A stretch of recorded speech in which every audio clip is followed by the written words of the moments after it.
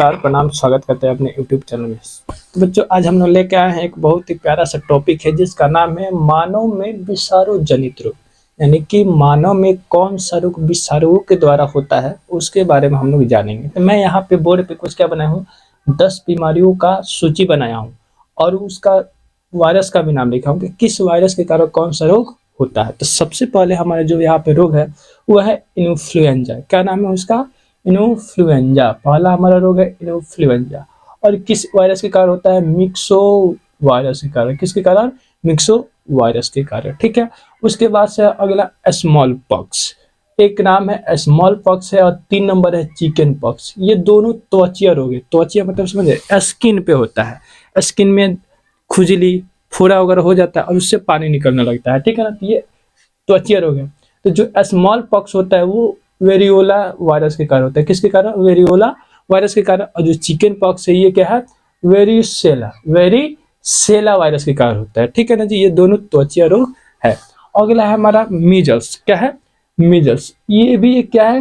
Virus जनित रोग है। और किस वायरस के कारण होता है? रूबेला वायरस के कारण। किस वायरस के कारण? रूबेला वायरस के कारण। देखिए, ये जब रोग होता है ना मीजल्स, तो इसमें क्या होता है, हमारा आंख हमेशा लाल रहता है। आंखें हमेशा क्या रहता है?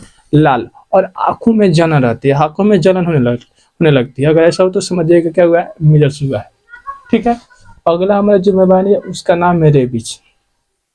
आप लोग रेबीज का नाम सुने होंगे, कब सुना है कि कुत्ते काटने से क्या हो जाता है? रेबीज हो जाता है। क्योंकि ये जो रेबीज वायरस है ये जानवरों के पास रहता है, जानवरों के शरीर में रहता है। जब वो काटता है तो हमारे शरीर में आ जाता है।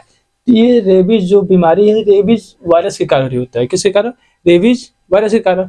या रेबीज को एक और नाम दिया गया है जिसे बोला जाता है हाइड्रोफोबिया। क्या बोला जाता है? हाइड्रोफोबिया।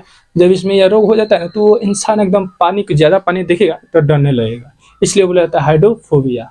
और उसका जो व्यवहार होता है एकदम जानवर जैसे होने लगता है। जैसे एक जानवर व्यवहार करता है ना, वैसे वो इंसान भी जानवर जैसे व्यवहार करने लगता है, जिसको रेबीज हुआ रहता है। समझ रहे हैं ना।